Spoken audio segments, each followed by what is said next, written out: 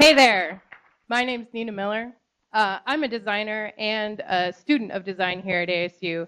I'm also an actor and an improviser here in Phoenix, and I have a degree and training in both. I've observed some things over the years doing both of these things, and I want to talk about those. What I've observed about design is we make things. We make things for people, whether they be useful or useless, but we don't do those things alone.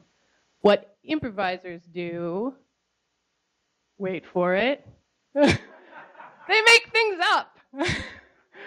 They don't do that alone mostly either.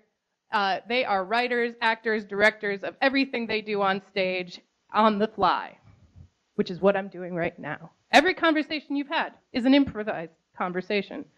So you can see in this picture, improvisers and designers have a lot in common. They both use lights.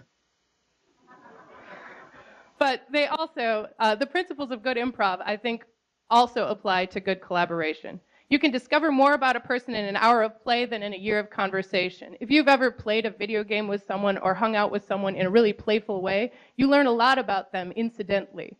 And that is a great way as a designer to learn about clients or people that you're collaborating with. First principle I'd like to talk about is accepting gifts. Gifts sometimes look like limitations.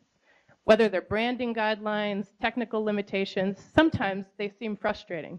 But if you reframe it as a gift and you realize that it's something that you can build on versus be limited by, it can be a great way to build together. If there aren't limitations there, then make a big, strong choice and start putting things out on the table that you might not have put out there. Support your collaborators. That can be... This isn't improv. This is totally different. Okay. Support builds trust. Trust is a two-way street. And if your fellow collaborators or improvisers are saying, man, I wish I could fly, there is no reason, and I'm quoting Jose here, there is no reason why you shouldn't get on stage and help that person fly. If someone in your group is like, hey, what if we did this? Then try and make that happen. Find the game. Listen for patterns. Make connections. Your instincts are super valuable when you're brainstorming, but also research can help you identify more patterns. So as a group, really digging and listening with more than just your ears, but also your eyes, your fingers, all your senses, that can help build patterns and connections in the problem you're trying to solve. This game actually is like music and math together, and it's just there on the asphalt. You never know where you're going to find a game. Explore the suggestion. I have clients come up to me and say, hey, make me a brochure. Well, I ask back, why? What is it for? What is it going to be made out of? What do you need out of it? Maybe a brochure isn't the right answer. So really pushing and exploring that suggestion. There's an opening called the invocation that improvisers do, where you actually take the suggestion from the audience and you elevate it to godlike status.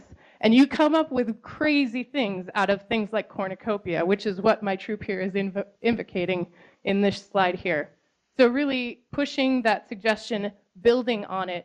That suggestion is the initial collaboration with your client or with your audience, and what they want you to do is to take it to a new height. Be emotionally affected. Be affected by what happens around you. Don't let your pride stop you from being affected by what is happening.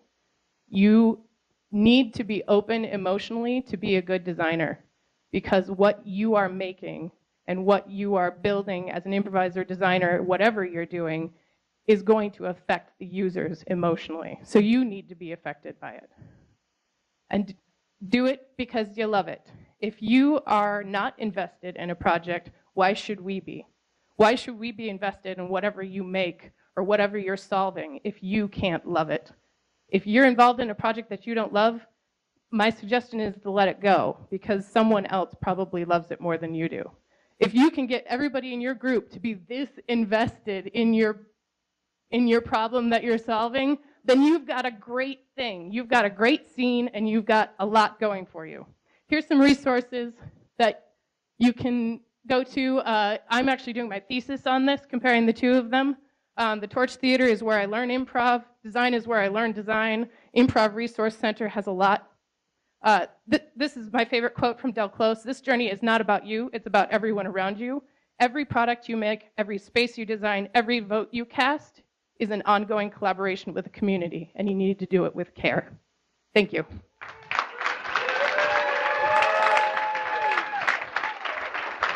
Good job.